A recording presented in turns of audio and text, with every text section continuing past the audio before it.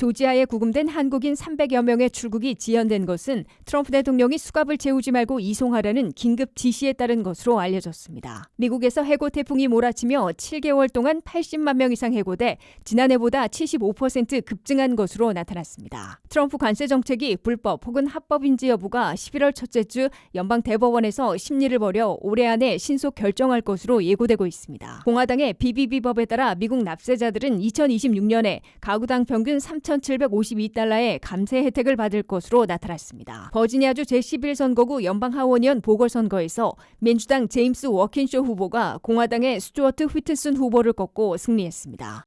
시청자 여러분 안녕하십니까? 워싱턴 뉴스 투데이입니다. 조지아에 구금된 한국인 300여 명의 출국이 지연된 것은 트럼프 대통령이 수갑을 채우지 말고 이송하라는 긴급 지시에 따른 것으로 알려져 긴장이 다소 완화되고 있습니다. 조현 외교장관과 마르코 루비오 국무장관이 백악관에서 면담 후에도 출국 지연 사유인 미국 측 사정이 공표되지는 않았으나 한국 측 인사들은 트럼프 대통령이 수갑을 채우지 말고 이송하라고 배려했기 때문으로 확인됐다고 밝혔습니다. 한면태 기자가 보도합니다. 조지아에서 구금돼 있는 한국인 근로자 300여 명의 석방과 이송, 전세기편 귀국길이 10일로 예정됐다가 갑자기 지연되고 있어 긴장이 고조됐으나 그 사유로 내건 미국 측 사정이 트럼프 대통령의 배려 때문이라는 소식에 중대 고비를 넘기고 있습니다. 이에 따라 조현 외교부 장관의 말대로 가능한 한 이른 시일 내 석방되고 애틀란타 공항으로 이송돼 한국 전세기를 타고 귀국길에 오를 수 있을 것으로 예상되고 있습니다. 워싱턴을 긴급 방문한 조현 외교부 장관은 10일 오전 백악관을 방문해 마르코 루비오 국무장관 겸 국가안보보좌관과 면담하고 양국 현안을 논의했습니다. 조현 외교부 장관은 루비오 장관에게 우리 근로자들이 범죄자들이 아닌 만큼 수갑 등에 의한 신체적 속박 없이 신속하게 미국을 출국할 수 있도록 허용해주고 향후 미국 재방문에서도 어떠한 불이익이 없도록 각별한 관심과 지원을 요청했습니다. 이에 대해 루비오 국무장관은 해당 사안에 대한 한국민들의 민감성을 이해하고 미국 제조업과 경제의 부흥을 위한 한국의 투자와 역할을 긍정적으로 보고 있는 만큼 트럼프 대통령도 한국 측이 바라는 대로 조치할 것을 지시했다고 화답한 것으로 알려졌습니다. 특히 조현 외교장관과 루비오 국무장관의 백악관 면담 후에 한국 정부 고위 인사는 한국인 300명의 귀국을 지연시킨 사유로 내건 미국 측 사정이 트럼프 대통령의 배려 때문으로 확인됐다고 설명해 긴장을 다소 누그러뜨리고 있습니다. 트럼프 대통령은 한국 근로자들을 수갑을 채우지 말고 이동시키라고 지시했고 그 때문에 출발이 스톱된 것으로 확인됐다고 한국 측 관계자는 설명했습니다. 당초 한국인 300여 명은 조지아주 남부에 있는 퍼크스턴 이민구치시설에서 버스편으로 4시간 이상 달려 애틀란타 국제공항까지 이송된 후에 한국이 보낸 전세기편으로 귀국길에 오를 예정이었으나 전격 연기돼 충격을 안겨준 바 있습니다. 한국 외교부는 미국 측 사정에 의해 현지 시각으로 10일 오후 2시 30분으로 예정됐던 귀국이 연기됐다고 발표했습니다. 조현 외교부 장관은 루비오 국무장관과 면담에 들어가기에 앞서 어떻게 했든지 최선의 방법으로 가장 빠른 시일 내 우리 국민이 구출돼 비행기에 타실 수 있도록 하겠다고 다짐했습니다. 한편 백악관의 캐롤라인 레빗 대변인은 한국인 구금 사태와 관련해 국토안보부와 상무부가 공동으로 이 문제를 검토 중이라고 밝혔습니다. 백악관의 이런 입장은 한국인 300여 명이 향후 미국 재입국 금지 피해를 최소화할 수 있는 자진 출국 형식을 허용하고 한국인 기술자, 전문직들에 대한 비자 문제까지 해결하고 나설 것을 시사한 것으로 해석되고 있습니다. WKTV 뉴스 한면택입니다. 미국의 해고 태풍이 몰아치며 올 들어 7개월 동안 80만 명 이상 해고돼 지난해보다 75% 급증한 것으로 나타났습니다.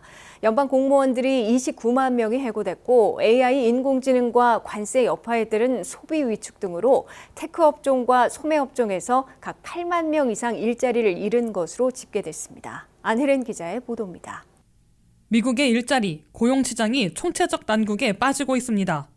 젊은 층의 취업난이 심해지고 한 달 일자리 창출은 평균 3만 명 아래로 떨어진 데다가 강한 해고 태풍까지 몰아친 것으로 드러났습니다. 발표되는 해고 상황을 집계하고 있는 챌린저 그레이에 따르면 2025년 들어 7월 말까지 7개월 동안 미국에서는 80만 6,400명의 해고가 발표됐습니다. 이는 지난해 같은 기간에 46만 명에 비해 무려 75%나 급증한 겁니다. 심지어 2024년 한 해 전체 해고자였던 76만 명보다 벌써 6%나 넘어선 것이어서 얼마나 강력한 해고 태풍인지를 보여주고 있습니다. 미국의 강력한 해고 태풍은 AI 인공지능 시대로의 전환, 관세 부과에 따른 가격 인상과 소비 위축의 여파가 겹치고 있기 때문으로 분석되고 있습니다. 여느 민간 회사의 업종보다는 연방 공무원들이 해고의 직격탄을 맞고 있습니다. 올 들어 7개월 동안 연방 공무원들은 29만 2천 명이나 해고됐습니다. 트럼프 행정부는 230만 명의 연방 공무원들을 절반으로 줄인다는 방침이어서 앞으로도 공무원 해고 태풍은 지속적으로 몰아칠 것으로 보이고 있습니다. 테크 업종에서는 올 들어 7개월 동안 8만 9천 명을 해고했습니다. 전년도 같은 기간에 6만 6천 명보다 36% 늘어난 겁니다. 테크 업종은 AI 인공지능 시대로의 전환에 앞장서고 있기 때문에 대대적인 구조조정을 벌이며 AI와 관련이 적은 종업원들을 대거 정리하고 있는 것으로 보이고 있습니다. 소매 업종에서도 7개월 동안 8만 500명을 해고했습니다. 이는 전년도 같은 기간 2만 3천 명 해고에 비해 무려 249%나 폭등한 겁니다. 관세 부과로 수입품 가격이 오르거나 적게 수입되면서 미국민 소비자들의 소비 지출도 위축돼 관련 업계에 해고 태풍이 몰아치고 있는 것으로 분석되고 있습니다. 연방 계약이 대거 취소되면서 지원금을 삭감당한 비영리 기구들에서 올 들어 7개월 동안 17,800명이 해고돼 전년도 같은 기간의 3,500명보다 무려 413% 폭등했습니다. 자동차 업종에서도 17,000명을 해고했으나 전년 같은 기간에 비해 31%나 해고폭이 줄어든 것으로 나타났습니다. WKTV 뉴스 안혜린입니다. 트럼프 대통령의 핵심 정책인 관세 정책이 불법 혹은 합법인지 여부가 11월 첫째 주 연방 대법원에서 심리를 벌여 올해 안에 신속 결정할 것으로 예고되고 있습니다.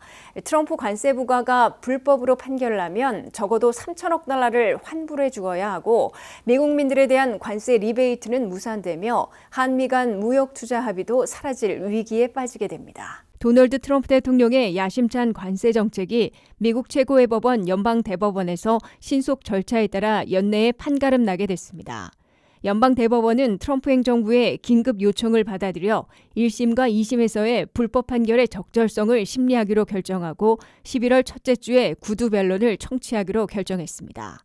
연방 대법원은 트럼프 관세 부과가 불법인지 여부를 심리하기로 결정하고 11월 첫째 주에 구두 변론을 청취키로 한 것은 신속 절차에 따라 올해 안에 판결을 내릴 것임을 예고하고 있습니다. 통상적으로는 연방 대법원이 한 회기가 끝나는 6월 말에 최종 판결을 내리는데 이번 트럼프 관세 부과에 대해선 엄청난 파장을 일으키기 때문에 긴급 사안으로 선택해 신속하게 심리해 판결까지 조기에 내리는 수순을 밟기로 한 것입니다. 연방 대법원이 11월 첫째 주에 구두 변론을 청취하며 각 대법관들이 집중 질문하는 것만 보더라도 1심과 2심의 불법 판결을 그대로 유지할 것인지 아니면 파기하고 합법 판결을 내리게 될지 가늠해 볼 수 있게 됩니다. 1심인 뉴욕 소재 국제무역법원에 이어 2심인 워싱턴 DC 소재 연방순회항소법원은 최근 7대4의 결정으로 트럼프 관세 중에서 품목관세를 제외하고 각국에 대한 일괄 상호관세와 펜타닐, 불법 이민 보복 관세는 경제비상권한법에 없어 대통령의 부과 권한도 없으므로 불법이라고 판결한 바 있습니다.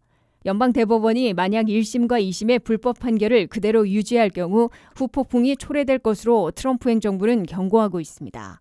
트럼프 관세가 불법 판결로 확정되면 관세로 걷어들인 세입을 모두 환불해야 하는데 올해 안에는 3천억 달러 정도이지만 내년 6월 말 판결하면 7,500억 달러 내지 1조 달러를 환불해야 할 것으로 연방 재무부는 경고했습니다.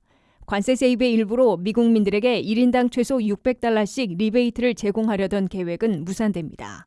트럼프 대통령은 특히 미국이 각국과 타결지은 관세 무역 합의들도 모두 무효로 돌아가 미국이 대재앙에 빠질 것이라고 경고해놓고 있습니다.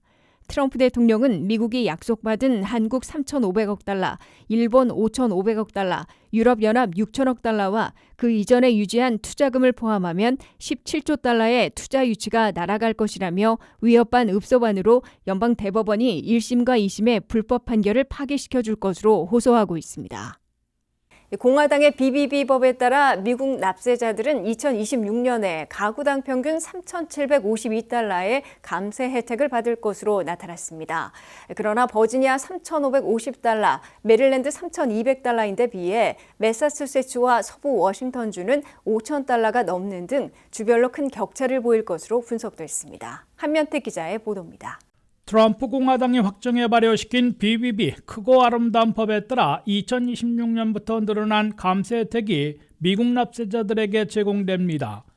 BBB 법에 따라 미국 납세자들은 첫 해인 2026년에 가구당 평균 3,752달러의 감세 혜택을 받게 된다고 비당파적인 텍스 파운데이션 세금재단이 계산했습니다. BBB 법에서는 미국 납세자들의 62%가 트럼프 1차 감세 조치가 연장 확대돼 전혀 세금이 올라가지 않습니다.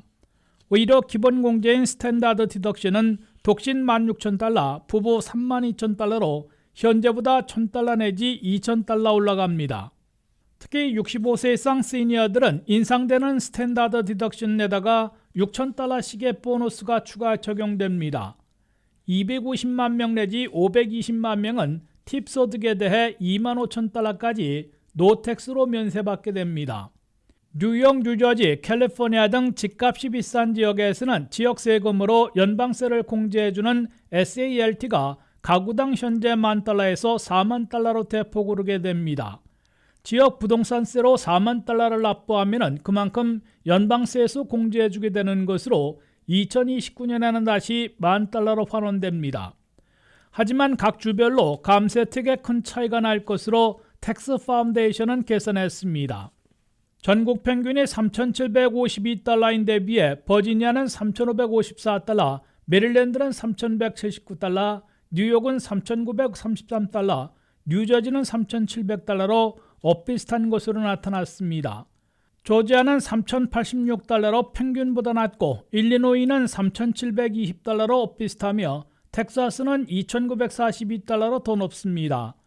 이에 비해 캘리포니아는 4,141달러, 플로리다는 4,998달러로 전국 평균을 크게 웃돌고 있습니다. 더욱이 동부에서는 매사추세츠가 5,138달러, 서부에서는 워싱턴주가 5,373달러로 5,000달러를 넘고 있습니다. 미 전국에서 가장 많은 감세 혜택을 보는 주 지역은 와이오밍으로 5,375달러나 되는 반면에 최저치는 미시시피의 2,400달러로 2배 이상의 격차를 보이고 있습니다. WKTV 뉴스 한면택입니다. 버지니아주 제11선거구 연방하원의원 보궐선거에서 민주당 후보 제임스 워킨쇼 후보가 공화당의 스튜어트 휘트슨 후보를 꺾고 승리했습니다. 이로써 공화당과 민주당의 의석 차이는 6석으로 좁혀졌습니다. 민주당에서는 내년 중간선거를 앞두고 중요한 승리를 거두었다며 내년 의회 탈환 목표도 이루겠다는 기대감을 드러냈습니다. 안혜린 기자가 보도합니다. 9월 9일 미국 버지니아주 제11선거구에서 연방 하원의원 보궐선거가 치러졌습니다. 이 선거는 지난 5월 세상을 떠난 코널리 의원의 후임을 뽑기 위한 자리였습니다. 선거 결과 민주당 후보 제임스 워킨쇼가 공화당의 스튜어트 휘트슨을 꺾고 승리했습니다. 워킨쇼는 코널리 의원의 수석 보좌관을 10년 넘게 지낸 인물로 현재 페어팩스 카운티 감독관을 맡고 있었습니다. 코널리 의원도 생전에 워킨쇼를 지지한다고 밝힌 바 있습니다. 반면 상대 후보였던 휘트스는 전 FBI 요원이자 군 참전 용사였지만 민주당 강세 지역인 북부 버지니아의 포심을 넘어서질 못했습니다. 이번 승리로 민주당은 하원 의석을 213석으로 늘렸고 공화당은 219석으로 줄었습니다. 격차는 불과 6석입니다. 이에 따라 공화당은 법안 처리를 위해 당내 이탈표를 단 한두 표도 허용하기 어려운 상황에 몰리게 됐습니다.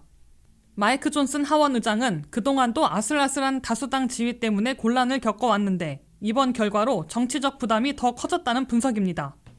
워킨쇼는 당선 소감에서 오늘 밤 북부 버지니아 주민들은 무모한 트럼프의 정책은 끝나야 한다는 강력한 메시지를 보냈다고 강조했습니다.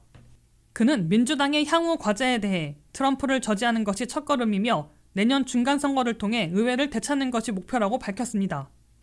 민주당은 이번 승리를 발판으로 추가 의석 확보에도 자신감을 보이고 있습니다. 이미 애리조나와 텍사스에서 열릴 보궐선거에서 승리할 가능성이 크다고 전망되고 있으며 올해 12월에는 테네시에서도 보궐선거가 예정되어 있습니다. 민주당 전국위원회는 올해 들어 민주당은 거의 모든 선거에서 승리하고 있다며 이번 결과를 긍정적인 흐름으로 평가했습니다. 또 내년 버지니아 주지사 선거에서도 공화당 현직 주지사를 교체할 수 있기를 기대하고 있습니다. 북부 버지니아 제11선거구는 한인사회가 밀집한 페어팩스 카운티를 포함하고 있어 이번 선거 결과는 한인사회에도 적지 않은 파급력을 미칠 전망입니다. 이번 보궐선거 결과는 단순한 의석수의 변화가 아니라 내년 대선을 앞두고 미국 정치의 균형이 어떻게 바뀔지를 가늠하는 중요한 신호로 해석되고 있습니다. WKTV 뉴스 안혜린입니다. 이상으로 워싱턴 뉴스투데이를 마치겠습니다. 시청해주신 여러분 고맙습니다.